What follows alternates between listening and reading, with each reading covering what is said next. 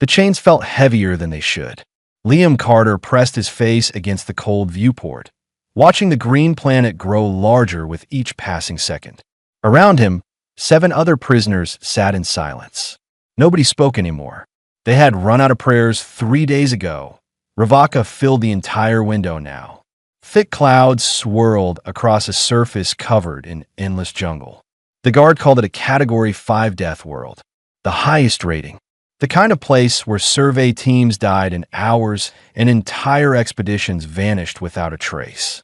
Perfect for dumping people the Galactic Council wanted to forget. Carter, Liam. Crime of sedition against the colonial authority. The automated voice echoed through the transport bay. Sentence: permanent exile to Ravaka. May your death serve as warning to others who would betray humanity's expansion. Liam closed his eyes. Sedition. The word tasted like poison. All he had done was tell the truth. The colonial governors were poisoning the water supply on Outpost 17 to force the native population into work contracts. He had proof. He had witnesses. He had thought someone would care. Instead, they labeled him a traitor and shipped him here. The transport shuddered as it entered the atmosphere. Through the viewport, Liam saw the jungle in terrible detail now. Trees as tall as skyscrapers. Vines thick as transit tubes. Rivers that steamed and bubbled. Somewhere down there, things were hunting. Things that had evolved in gravity 50% higher than Earth standard. Things that would see a human as easy prey. A guard unlocked his chains and shoved a survival pack into his arms.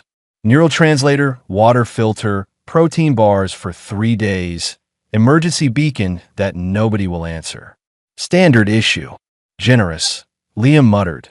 The guard smiled without humor. We're not monsters. You get a chance. Most exiles last a week if they're smart.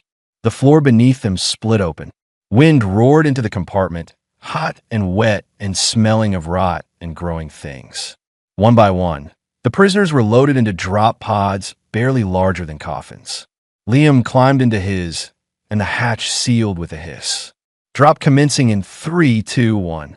The pod fell. Gravity grabbed him like a fist. The pod screamed through the atmosphere, shaking so hard his teeth rattled. Through the tiny window, he saw other pods falling around him, spreading out across miles of jungle. Then the canopy rushed up and the world became a blur of green.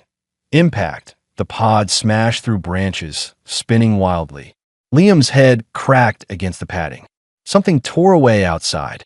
The pod tumbled, falling, and then hit water with a splash that drove the air from his lungs. For a moment, everything was dark and quiet. Then the emergency release kicked in and the hatch popped open. Liam dragged himself out into chest-deep swamp water that felt too warm and smelled of sulfur. He stood on shaking legs, survival pack clutched to his chest. The pod was already sinking behind him. All around, massive trees rose from the swamp on root systems like cathedral pillars. The canopy far above blocked most of the light, leaving everything in green twilight. And the sounds. God, the sounds. Clicks and hisses and screams. Splashes. The heavy thud of something big moving through water. Liam waded toward the nearest tree, every step an effort in the thick mud. His muscles already ached from the gravity. Every breath felt like he was inhaling through wet cloth. He reached the tree and found a space between 2 enormous roots, just big enough to squeeze into. The water around where his pod had landed began to churn. Something rose from beneath the surface. Scales like black glass. Eyes that glowed faintly yellow. A mouth that could swallow him whole.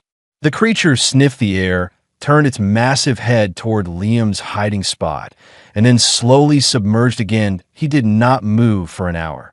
When he finally risked climbing higher into the root system, the twin suns were setting. The jungle transformed. Bioluminescent fungi began to glow on the tree trunks. Insects the size of his hand drifted past, trailing light. And in the distance, something screamed, high and piercing.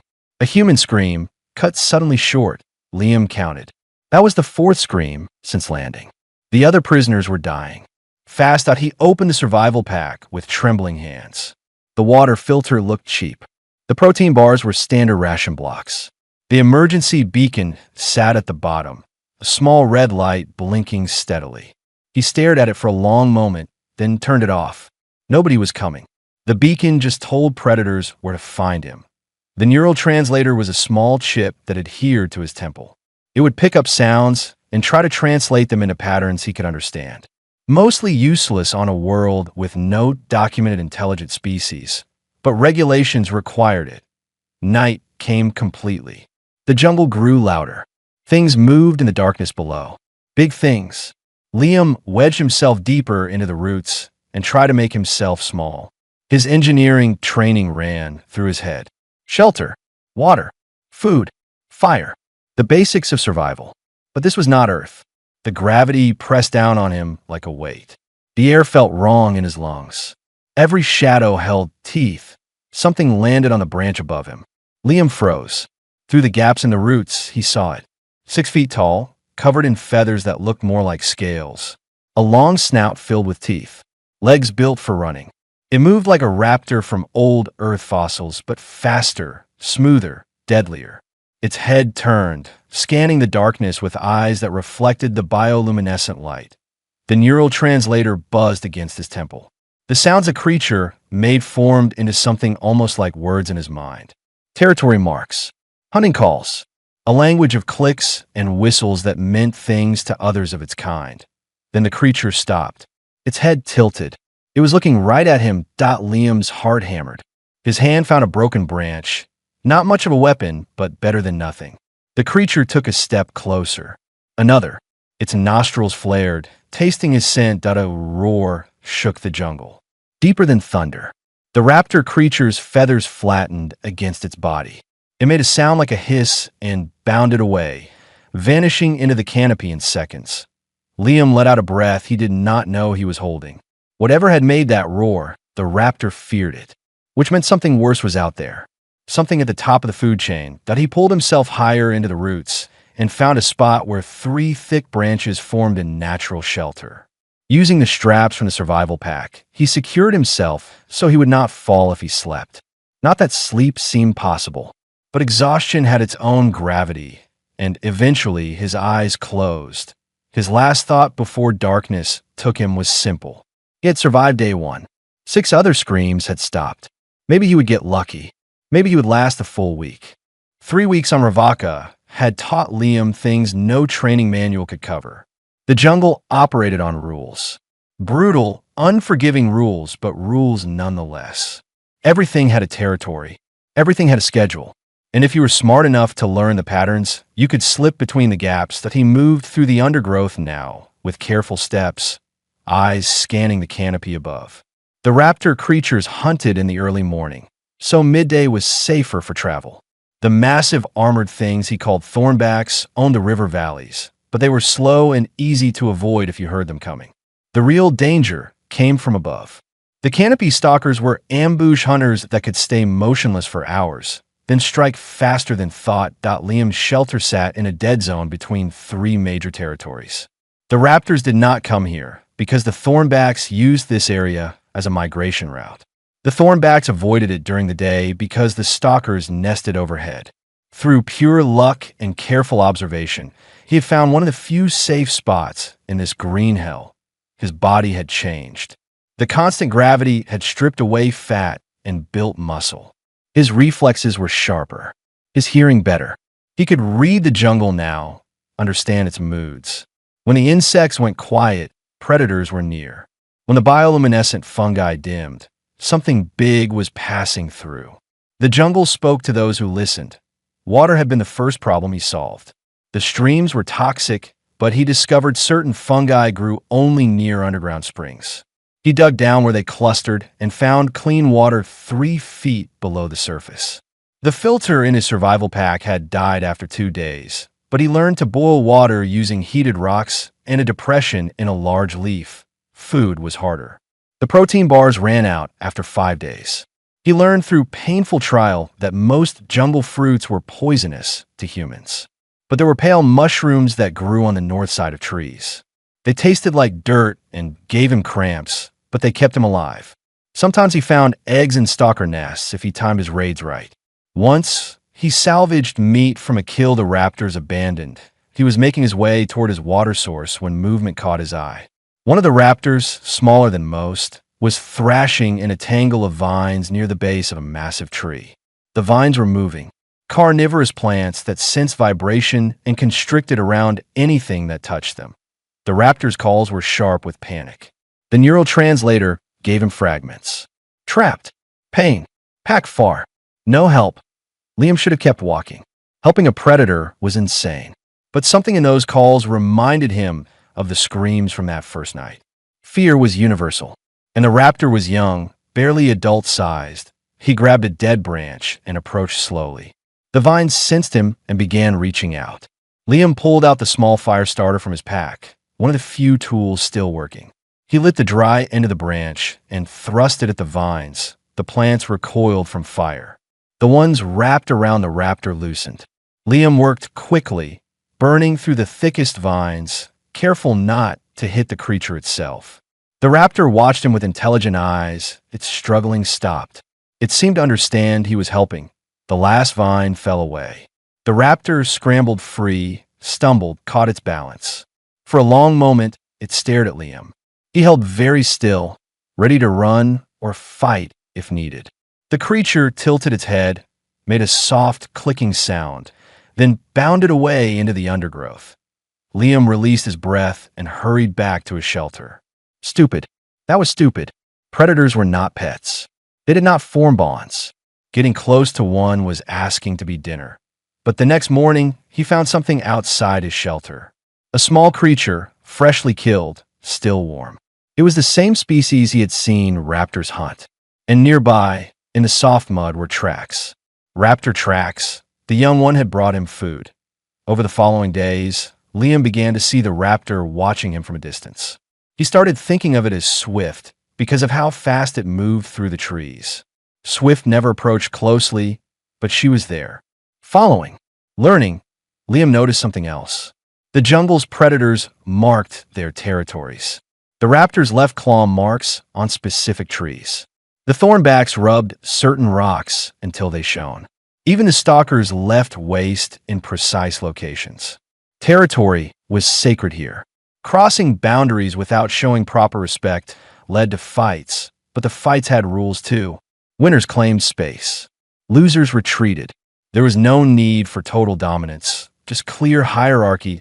He began marking his own small territory. At first, nothing changed. But when a smaller predator, something like a lizard the size of a dog, wandered into his space, Liam chased it off with fire and shouting. The creature fled. 2 days later, a different small predator approached the boundary of his marked zone, seemed to recognize the territory markers, and turned away without entering. They were acknowledging him, not as prey, as something that held space. That on the 23rd day, the massive predator returned. Liam had seen it only once before, on his first night. It was enormous, 12 feet tall, with 6 limbs, and covered in patterns that glowed with bioluminescent light. The patterns shifted and changed colors. The neural translator buzzed constantly, but could not quite make sense of what the lights meant. The creature stood at the edge of Liam's territory. Its patterns flickered through blues and greens. Liam's engineering mind recognized it instinctively. A test. A challenge. The thing was asking if Liam truly claimed this space. Every instinct screamed at him to run. But running meant showing weakness. Weakness meant prey. So Liam stood up, made himself as large as possible, and shouted. Raw sound with no meaning. Just noise. Claiming. Defending. He grabbed a burning branch from his fire and waved it. The massive predator's patterns shifted to yellow. Its head tilted. For several heartbeats, neither moved. Then the creature's patterns changed to a soft purple, and it made a sound like a deep drum. It turned and walked away, its heavy steps shaking the ground. Liam collapsed against a tree, shaking. The neural translator had caught something from that final sound.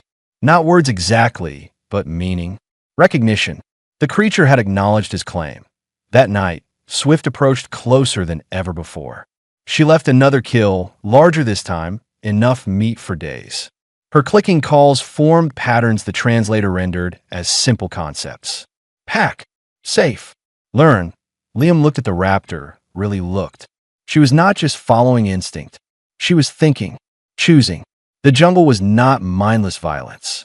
It was a complex society with its own rules and respect. He had been thinking about this place wrong from the beginning. This was not a death world. It was a harsh world. There was a difference. Death worlds killed everything. Harsh worlds killed the stupid and weak, but allowed the smart and strong to thrive. Liam was still human, still soft compared to creatures born here. But humans had one advantage that evolution sometimes overlooked. Humans adapta. They learned. They changed their thinking when the old ways did not work. The jungle did not want him dead. It wanted him to prove he belonged. And slowly, carefully, Liam was doing exactly that. The rains came on the 40th day. Not gentle earth rain, but sheets of water that fell like hammer blows and turned the jungle floor into a rushing river. Liam had prepared. His shelter now had a proper roof woven from massive leaves he had learned to harvest without triggering their defensive toxins. Channels he carved in the rock directed water away from his sleeping area and into collection pools that Swift's pack appeared during the storm. 5 raptors total, all watching from the trees as Liam worked. The neurotranslator picked up their clicks and whistles. Confusion. Interest.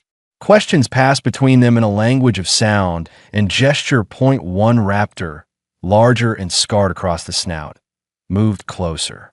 The leader. It studied Liam's water collection system, the way he had created something the jungle did not naturally provide. Then it made a series of sharp clicks. Swift responded, her own clicks rapid and insistent. The translator caught fragments. Saved. Smart. Different thinking. The pack leader approached the edge of Liam's territory and dropped a large armored creature at the boundary. Fresh kill. An offering, or perhaps a test. Liam recognized the gesture now. He walked to the boundary, examined the kill, and dragged it fully into his space. Acceptance. The pack leader's head bobbed once. A nod that transcended species. Then the raptors vanished into the storm. After the rain stopped, Liam skinned the armored creature and used its shell plates to improve his shelter. The raptors returned the next day to watch. They saw how he used tools, how he applied leverage and planning to solve problems. One of the younger raptors tried to mimic him, using a rock to crack open a thick shell it had caught. It worked. The young raptor made an excited chirping sound and showed the others. Within days, Liam saw several raptors using rocks as tools. Swift's pack was learning from him, but Liam was learning too. He watched how Swift communicated with her pack, how they coordinated hunts using specific calls, how they shared information about threats and opportunities. The neural translator was getting better at interpretation, or maybe Liam's brain was adapting to think in their patterns. The jungle's hierarchy became clearer. The raptors were mid-level predators, smart and fast, but not apex. The thornbacks were tanks, nearly unstoppable but slow. The stalkers were specialists, perfect for ambush but weak in open confrontation. And then there were the massive, 6-limbed creatures Liam had started calling renders. They were the true rulers here. He saw more of them now. 3 different individuals patrolled overlapping territories that covered miles. The one that had tested Liam was the largest, its hide marked with scars from countless battles. Liam thought of it as Old Scar. The render had not challenged him again, but it passed through his territory regularly, its bioluminescent patterns always shifting through that same purple shade when it saw him. Acknowledgement. Not threat. 2 months in, Liam's settlement had grown. He built a better fire pit using rocks that retained heat, created storage for dried meat, and preserved fungi. Even managed to fashion a crude hammer from stone and vine. His engineering knowledge combined with jungle materials to create things the predators had never seen. Then the thornback came that it was old and scarred, one horn broken, covered in the white fungi that grew on things near death. But it was still massive, still powerful, and it wanted Liam's water source. The creature crashed through the undergrowth, ignoring all boundary markers, claiming space through raw presence. Liam grabbed a burning branch and shouted. The thornback did not even slow down. It lowered its head and charged. He dove aside at the last second. The thornback's bulk smashed through his fire pit, scattering stones and embers. Liam scrambled up a rock face, But the creature followed, its 6 legs finding purchase easily despite its size. Fighting it directly was suicide. The thing weighed as much as a truck. But Liam's mind raced through possibilities. Leverage, gravity, terrain. He led the thornback toward a narrow ravine where 2 massive trees had fallen against each other. The gap between them was just wide enough for the creature to enter, but the angle was wrong. The thornback charged in, tried to reach Liam on the other side, and got stuck, its broad shoulders wedged between the fallen trees. The harder it pushed, the tighter it became trapped. Liam grabbed burning branches and threw them at the creature's feet.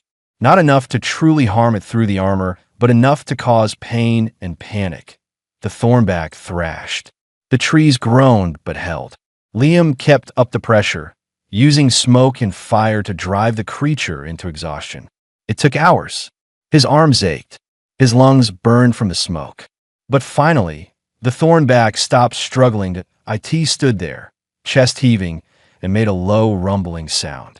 Defeat. Liam stopped throwing fire. He stepped back. The message was clear. He could continue the attack or show mercy. He chose mercy.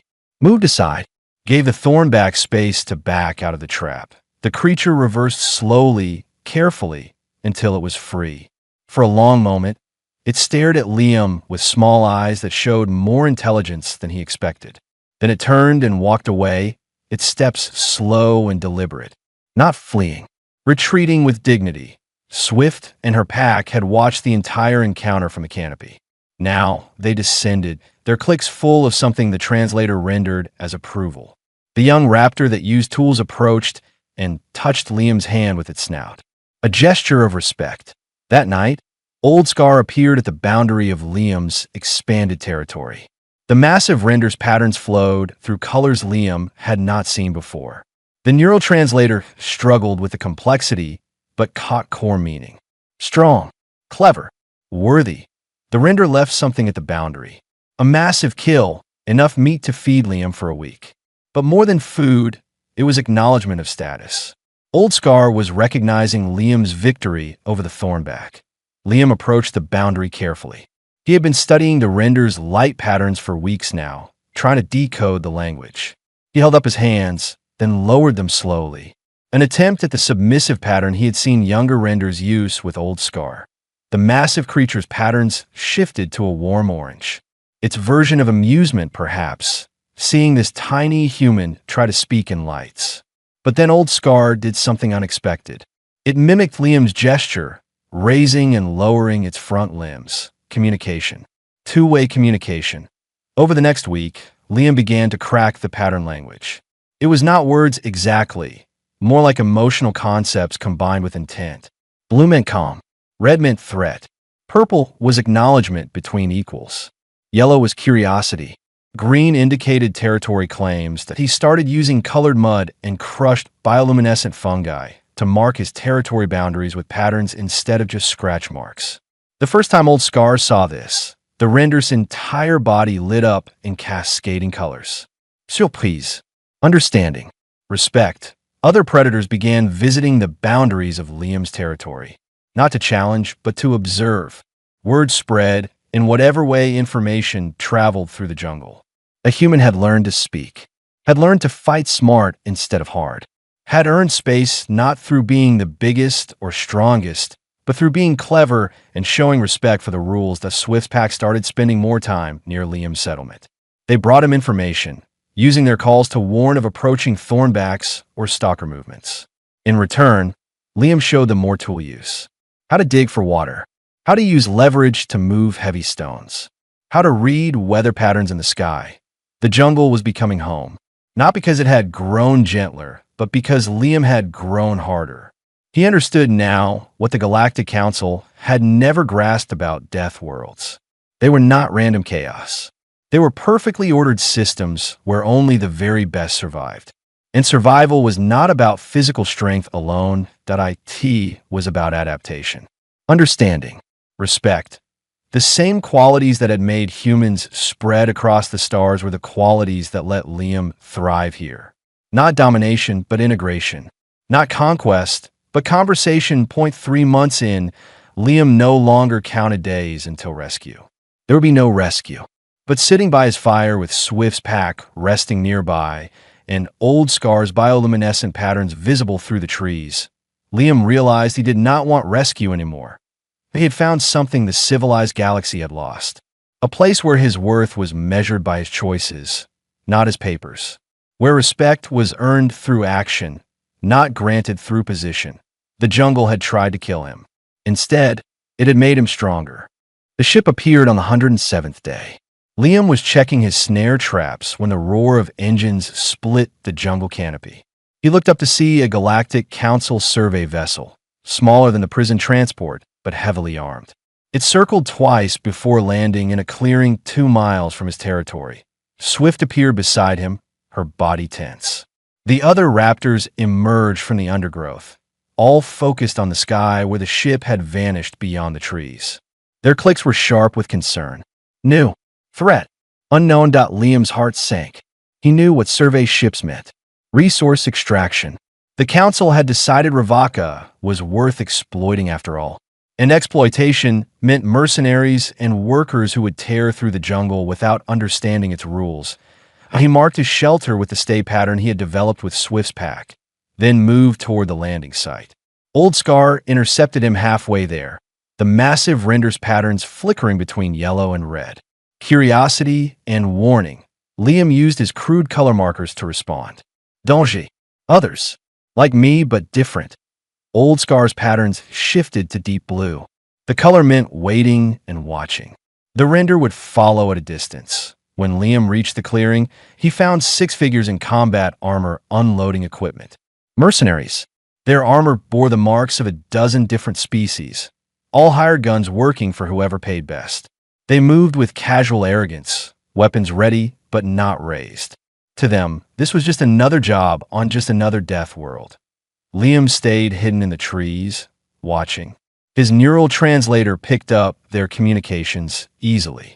They were speaking Common Galactic Standard, a language he understood. Command says there was an Exiled drop here 4 months back. Scan for human biosignatures. Probably just a corpse to tag and catalog, but regulations say we verify. What a waste of time. Nothing survives this place for 4 months. The sooner we confirm it, the sooner we can start resource surveys. Did you see the mineral scans? This rock is loaded with heavy metals. They spread out, scanners active. One spotted something and called the others over. Liam recognized the location. One of the other exile drop zones. They were examining remains. Got one. Deceased. Cause of death looks like massive trauma. Some predator got him. Mark it and move on. 7 more to find. They were efficient and cold. Each dead exile was just a checkbox on their list. When they found evidence of the prisoner who had screamed that first night, they laughed about it. Made jokes about how long the poor bastard had lasted. That Liam's jaw clenched. These people saw Ravaka as nothing but a resource to strip. The predators were just obstacles to remove. The jungle was just terrain to clear. Point 1 mercenary wandered too close to a stalker nest. The predator dropped from above, moving with lethal speed. But the mercenary's armor alerted him. He spun and fired, the plasma bolt burning through the stalker before it could strike. The creature fell dead. The other mercenaries gathered around the corpse. Look at the size of this thing. Command will want samples. Cut off the head. Xenobiology will pay bonus for intact specimens. They were butchering it when Swift's pack appeared. 6 raptors arranged in challenge formation, their clicks demanding the intruders leave their territory. It was a clear display. Leave or fight. The mercenaries raised their weapons. More of them. Light them up. The plasma fire was devastating. Swift's brother fell first, his chest burned open. 2 more raptors died in seconds. Swift herself took a glancing hit that seared her shoulder. The surviving raptors fled into the jungle, their calls full of pain and shock. The mercenaries celebrated. Did you see that? Took down 3 in under 5 seconds. Death world predators. Not so tough against proper firepower. Liam felt something break inside him. These creatures were not monsters. They were not mindless animals. Swift had saved his life. Her pack had taught him, protected him, treated him as one of their own. and these mercenaries had gunned them down like targets in a shooting gallery, but he could reveal himself, walk out, and identify as the surviving exile. They would take him back to civilization, back to charges and trials and prison cells, back to a galaxy that had thrown him away, where he could choose differently. Swift found him an hour later, limping and bleeding. Her clicks were weak, full of grief. Brother, dead, pack, broken. Liam used the jungle medicine he had learned. Crushed fungi that fought infection, leaves that stopped bleeding. He worked carefully, and Swift led him. Trust built over months held even through her pain. While he worked, other predators gathered. Thornbacks at the clearing edge, stalkers in the canopy, an old scar, the massive render standing like a monument, its patterns flickering red and black. Threat, death, the jungle wanted blood.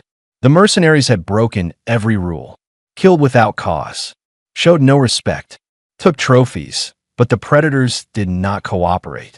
It was not their nature. Each species fought alone, held their own territories, followed their own paths. They were fierce individuals, not an army. Unless someone showed them a different way. Liam spent the next 2 days preparing. He used colored markers to create patterns in clearings where the predators gathered. He drew simple pictures in the dirt showing mercenary positions and movement patterns. He demonstrated coordination using rocks and sticks, showing how different attacks from different directions could overwhelm superior firepower. The predators watched. Old Scar understood first, its vast intelligence grasping the concept of combined tactics. The render's patterns shifted and other renders appeared. 3 more of the massive creatures, drawn by Old Scar's summoning, Swift's remaining pack, studied the battle plans. The Thornbacks observed from the forest edge, their small eyes tracking the diagrams. Even the stalkers descended from their high nest to see what this human was proposing. Liam showed them the mercenaries' patterns. They always traveled in groups of 2. They relied on their armor's sensors. They were arrogant and predictable, and they had no idea the jungle could think that he used the pattern language to communicate with Old Scar. Together. Hunt. Victory. Old Scar's patterns ran through every color in rapid sequence. The render was considering something that went against millions of years of evolution. Cooperation between species. Shared purpose. Pack tactics on a scale the jungle had never seen. Then the massive creature's patterns settled on purple. Acknowledgement between equals. Agreement. Old Scar turned to the other predators and its patterns blazed. The message was clear. This human leads. This human plans. We follow. It should not have worked. Species that had hunted each other for eons should not have been able to cooperate. But Liam had spent months earning their respect, showing them that different thinking led to survival, proving that the human way of problem solving had value, and they had all seen their own kind killed by the mercenaries. The jungle had rules. The mercenaries had broken them all. Over the next day, Liam organized the impossible. Shrikes were positioned as scouts and harassment forces. Thornbacks became mobile barriers to break enemy formations. Stalkers took high positions for ambush strikes. And the renders formed the killing circle, their massive strength ready to finish what the others began. Liam explained the mercenaries' technology, how the sensors worked, how to overload the shields with sustained attacks, how their plasma weapons overheated and needed cooling time. The predators learned fast. They had been surviving in this harsh environment their entire lives. Adding human tactics to jungle instincts created something terrifying. On the 3rd day, Liam led them to the mercenary camp. He carried weapons now. A spear made from thornback bone, a club weighted with heavy stone, fire materials that would burn even in rain.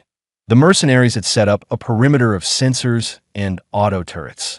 Sophisticated technology that should have made them untouchable, but they had never faced a death world that fought back with intelligence and coordination. Liam gave the signal. The jungle came alive. The shrikes attacked first. Swift and her remaining pack burst from the undergrowth in perfect coordination, their calls synchronized. The mercenaries spun toward the threat, weapons raised, exactly as Liam predicted. The auto turrets opened fire. Plasma bolts tore through the jungle. but the raptors were already gone, vanishing into pre-planned escape routes.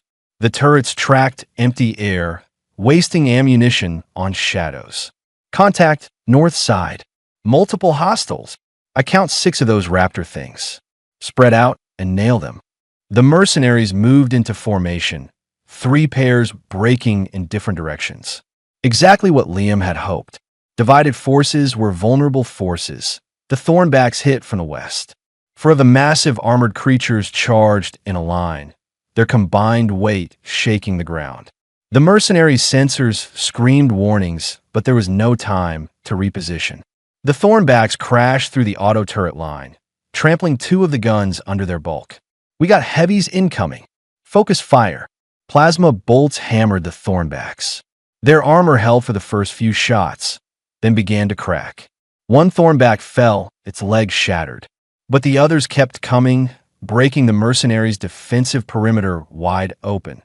That was when the stalkers dropped from above. Point 3 of the ambush predators had been waiting in the canopy, patient and perfectly still. Now they fell on the mercenaries like living shadows. 1 landed directly on a mercenary's back, its weight bearing him to the ground. Claws found gaps in the armor joints. The man screamed once before going silent. They are coordinating. These things are working together. That is impossible. Death World predators do not cooperate. But they were. The Shrikes returned, attacking from new angles, forcing the mercenaries to split their attention.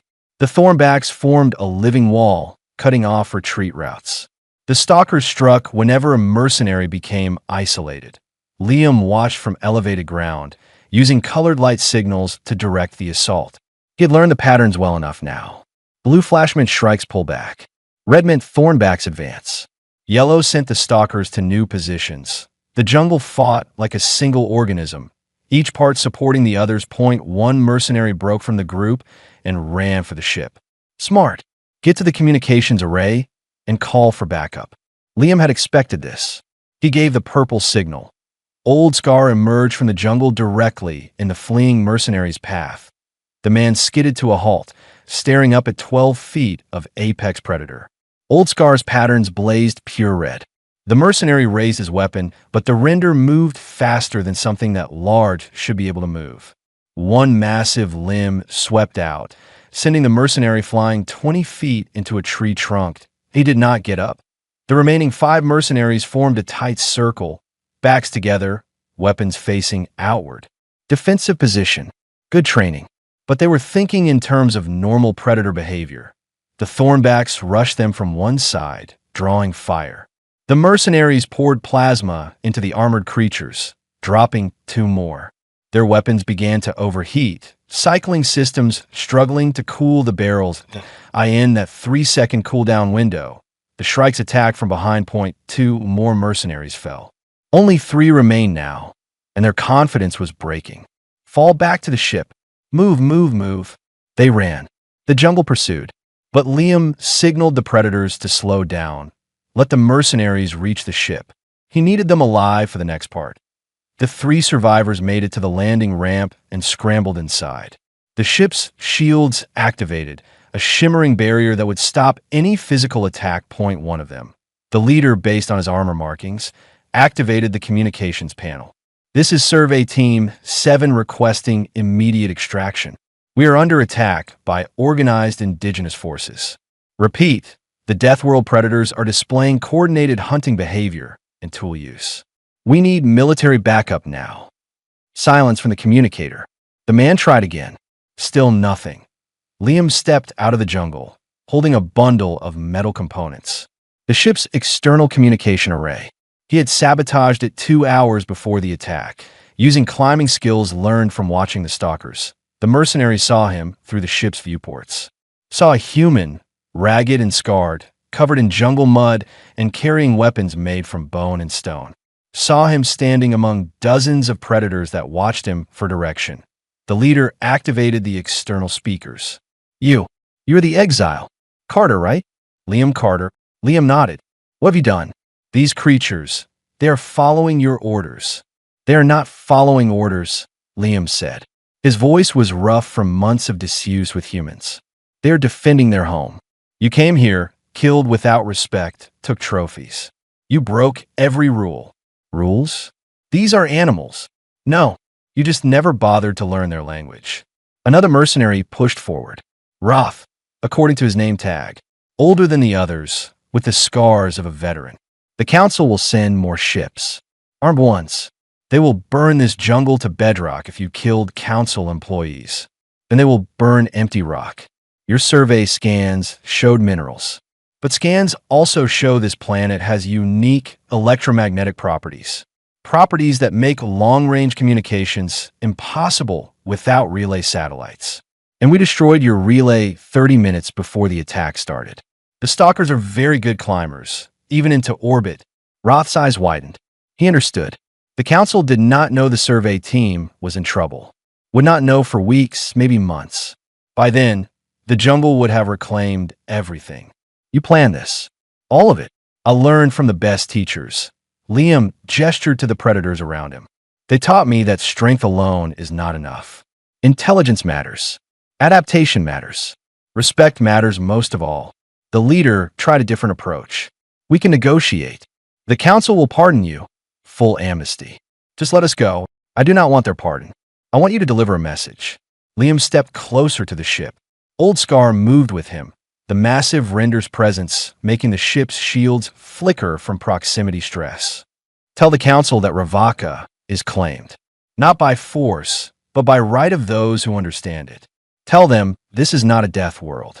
It is a harsh world, and harsh worlds do not tolerate the stupid or arrogant. They will come anyway. You know they will. Then they will learn what we learned. Adapt or die. Liam raised his hand, and the predators shifted, moving into positions that made the ship's weapons targeting systems flash red with too many threats to track. Roth studied Liam for a long moment. The old mercenary had seen things in his career. He knew when a fight was lost. We will deliver your message. But Carter, you realize what you were giving up? Humanity? Civilization? Everything you were. Liam looked around at Swift and her pack, at the Thornbacks that had charged in a plasma fire to break enemy lines, at Old Scar, whose bioluminescent patterns showed respect and kinship. He thought about his shelter in the trees, his place in the jungle's hierarchy, the language of lights he had learned to speak. I am not giving up humanity. I am showing what humanity can be when we stop trying to conquer everything we meet. He paused. Tell them one more thing. Tell them the exile is dead. But something new lives here now. Something that belongs. Roth nodded slowly. What do you want us to call you? Liam thought about it. Carter was his old name. His civilized name. That person had died in the swamp 4 months ago. But he was not a predator either. He was something in between. A bridge. Tell them the jungle calls me Walker. Because I walk between worlds. The mercenaries powered up the ship. The predators tensed, ready to attack if it proved a trick. But the ship simply lifted off, slowly and carefully, showing respect for territory as it climbed above the canopy and accelerated toward orbit. Swift approached Liam, her injured shoulder healing well. Her clicks formed words the translator rendered with warm colors. Pack. Home. Safe. Old Scar's patterns shifted through approving purples and blues. The render made a deep sound that vibrated in Liam's chest. Not a roar. Something gentler. Recognition between equals. The other predators dispersed, returning to their territories. The battle was won. The jungle was defended. Life would continue as it should, with respect and balance. Liam walked back toward his shelter. The twin suns were setting, painting the canopy in shades of red and gold. Somewhere in the distance, a thornback called out territorial claims. A stalker answered from the high branches. The jungle's evening song. He belonged here now, not as conqueror or victim, but as participant. The galaxy had tried to throw him away. Instead, they had given him something precious. A home where his worth was measured in choices, not credentials. Walker. He liked that name. It fit. 3 years changed everything and nothing. The jungle still hunted. Predators still fought over territory. The rain still fell like hammers, and the gravity still pressed down on everything that lived. But within the patterns, something new had grown. Walker's settlement expanded across 5 acres now. Not a human outpost, but something unique.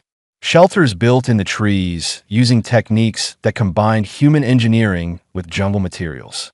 Water systems that served him and the predators equally. Meeting grounds where different species gathered without violence the swift's pack had grown. She led 12 raptors now, her offspring learning to use tools from hatching. They could crack shells with rocks, dig for water using sticks, even create simple traps for prey. The younger generation grew up thinking cooperation was natural. The thornbacks had learned to use the ravines Walker showed them, leading prey into natural kill zones instead of relying only on raw strength. Their hunting efficiency improved 30%. More food meant healthier herds and fewer territorial disputes. Even the stalkers adapted. They created networks of signals using bioluminescent markers, warning each other of dangers and opportunities across miles of canopy. Information sharing between predators that had once been solitary hunters and the renders. 4 of them now treated Walker's territory as neutral ground. Old Scar remained the eldest and wisest, but younger renders came to learn the pattern language that let them communicate complex ideas. They gathered monthly under the massive ancient tree Walker had marked as council ground. The council itself was the strangest development. Territory disputes that once meant blood were now settled through discussion first. Predators presented their claims using the light patterns and sounds that Walker had helped codify into actual language. Fights still happened when agreement could not be reached, but they were rare now. Why waste energy fighting when talking achieved the same result? The jungle prospered under this new order. Prey populations stabilized because predators coordinated their hunting to prevent overharvesting. Warning systems meant dangerous situations like fires or floods were communicated quickly. The death rate for young predators dropped significantly because adults shared knowledge instead of each generation learning through fatal trial and error. Walker himself had changed too. The constant gravity had rebuilt his body into something harder and faster than baseline human. His reflexes matched Swift's pack. His strength let him grapple with thornbacks in territorial displays. His pattern language skills were fluent enough to hold philosophical discussions with Old Scar about the nature of intelligence and consciousness. He was not quite human anymore, but not quite predator either. Something in between, and bridge between ways of thinking. The galactic community heard stories. Roth had kept his word and spread the tale of Ravaka's defender. Some called it myth. Others called Walker insane, a human who had lost himself to isolation. But the story spread, and Ravaka was marked as forbidden territory until the colony ship arrived. Walker saw it from his elevated perch, a massive transport capable of holding thousands. Not a survey vessel, not mercenaries, actual colonists looking to settle. The ship entered orbit and began deployment of atmosphere processors. Old Scar found Walker within hours. The render's patterns blazed urgent red and yellow. Threat. Many. Sky. Walker used his scavenged equipment to hack into the colony ship's broadcast channels. He heard their plans. Ravaka had been approved for Category 2 colonization. The Death World rating was being downgraded based on new survey data showing manageable threat levels. Someone had falsified the reports. Corporate interests, probably. Ravaka's resources were too valuable to leave untouched. The colonists would land in 3 days. 50,000 humans with terraforming equipment and weapons. They planned to clear the jungle in sections, creating safe zones for settlement. What they called safe zones, Walker called genocide, that he could warn them, tell them about the jungle's intelligence. But would they listen? Humans rarely did when profit was involved. They would see only primitive animals, obstacles to remove. Walker gathered the council. All 4 renders attended, along with pack leaders from the Shrikes, dominant thornbacks, and stalker nest mothers. He used every communication method he had learned. Patterns, sounds, drawings in the dirt. The message was complex. More humans coming. Many more. With power to change the jungle itself. To burn it. Reshape it. Destroy everything. Old Scar's patterns flickered through confusion to understanding to rage. The other predators responded with fear and anger. This was beyond anything they had faced. How did you fight something that could remake the world? Walker showed them. Not fighting. Talking. He would go to the humans. Speak for the jungle. Try to make them understand. Swift's clicks were sharp with concern. Donji. They kill. Remember, Walker knew the risk. But he also knew something the predators did not. Humans were capable of terrible things, yes. But they were also capable of change. Of learning. Some humans, anyway. Maybe enough. When the first shuttle landed, Walker was waiting in the clearing. He had cleaned himself up, dressed in clothes he made from jungle materials. Still looked wild, but recognizably human. The shuttle ramp descended. A woman emerged, flanked by security. She wore the insignia of a colonial governor. Professional, confident, and completely unprepared to see another human standing there. "Who are you?" she demanded. This planet was scanned as uninhabited by sentient species. "My name is Walker. I am the resident representative." Representative of what? Of the jungle, and the beings who live here. The governor, whose name tag read Administrator Chun, studied him with sharp eyes. "You are the exile. Liam Carter. You were presumed dead. Carter died here. I am what grew in his place." Walker gestured to the jungle behind him. "And I am here to ask you to leave." Chun almost laughed. "Leave? We have council approval and 50,000 colonists in orbit. We're not leaving because one crazy exile asks nicely. Then I'm also here to warn you. This jungle is intelligent. The predators communicate, cooperate, learn. They have culture and language and rules. If you try to burn it, they will fight back, and they will win. Predators do not cooperate. That is basic xenobiology. Basic xenobiology is wrong." Walker raised his hand. From the jungle, dozens of predators emerged. Shrikes, thornbacks, stalkers, all moving in perfect coordination. All stopping exactly where Walker indicated with simple gestures. Chin security raised weapons. Walker signaled and the predators stopped, holding position. "Waiting. They are following your commands," Chun said slowly. "No, they are choosing to trust me. There is a difference." Walker stepped forward. "Administrator Chun, I know how this looks. You see resources, profit, a chance to expand humanity's reach. But this is not an empty world waiting to be filled. It is a complete ecosystem with intelligence and purpose. Even if what you say is true, the council has ruled. Colonization proceeds. Then the council is sentencing thousands of your people to death." Walker's voice hardened. "You think your weapons and terraforming equipment make you safe. They do not. The jungle will adapt. It will learn, and it will remove the threat you represent. Are you threatening council citizens? I am telling you what will happen. Your choice how you respond." Chin was quiet for a long moment, studying the predators arrayed behind Walker. "What do you want?" "Recognition. Declare Ravaka a protected world. Acknowledge the predators as intelligent species deserving of rights. Leave them in peace. The council will never accept that. Death world predators with rights? The precedent alone would destroy half our colonial expansion plans. Then your expansion was built on genocide, and it is time for it to stop." Chin's expression hardened. "You have gone native. Lost perspective. These are animals, Carter. Dangerous ones. And we have legal authority to be here. Stand down or be removed."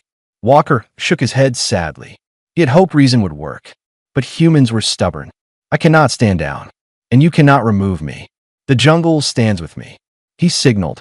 The predators advanced one step, then stopped. A show of force and restraint combined. Chin spoke into her communicator. "All shuttles abort landing. Return to orbit. We have a situation." "Administrator, what will you report?" Walker asked. "That Ravaka is more dangerous than assessed. That further study is needed.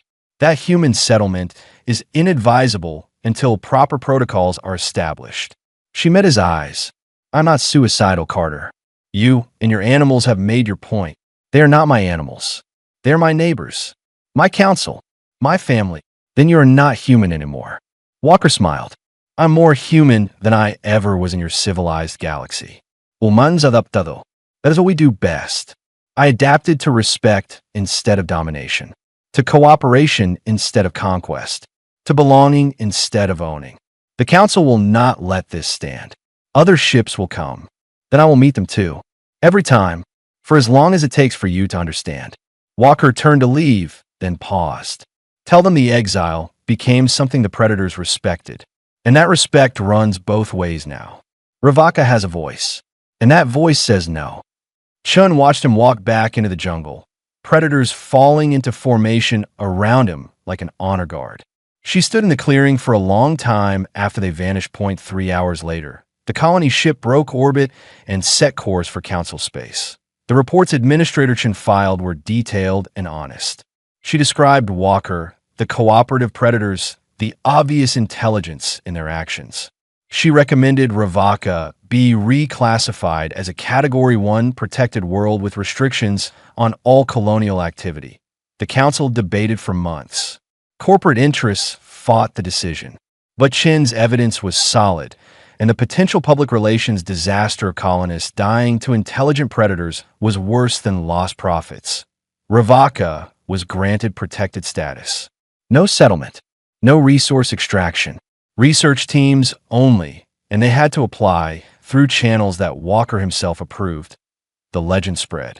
The exile who became a king of predators. The human who spoke in lights and hunted with raptors. The man who defended a death world and won. Walker heard the stories from passing research vessels who maintained respectful distance. He found them amusing. He was not a king. Kings ruled. He simply participated. The jungle did not need a ruler. It needed someone who understood that different did not mean lesser, that Swift's great-grandchildren now used tools as naturally as claws. The Thornbacks had developed complex social structures around shared resources. The Stalkers maintained communication networks that covered half a continent. And the Renders held philosophical debates about consciousness and existence that would have impressed any university. Old Scar was ancient now, moving slower but thinking faster than ever. The elder Renders' patterns had grown subtle with age, capable of expressing concepts Walker still struggled to fully understand. They sat together often, the human and the apex predator, watching the jungle thrive. Not talking, just being present. Two very different kinds of intelligence finding common ground in the simple act of respect. Walker was 40 now. He had lived longer on Ravaka than in civilized space. His hair was gray. His body bore scars from 100 challenges. But he was home. The galaxy had exiled him for speaking truth. The jungle had accepted him for learning to listen. In the end, perhaps that was humanity's real gift. Not the ability to dominate, but the ability to become part of something bigger. The predators did not just respect him. They had made him one of them. And in doing so, proved that intelligence and compassion could bridge any gap, survive any hardship, thrive in any world, even one as harsh as this.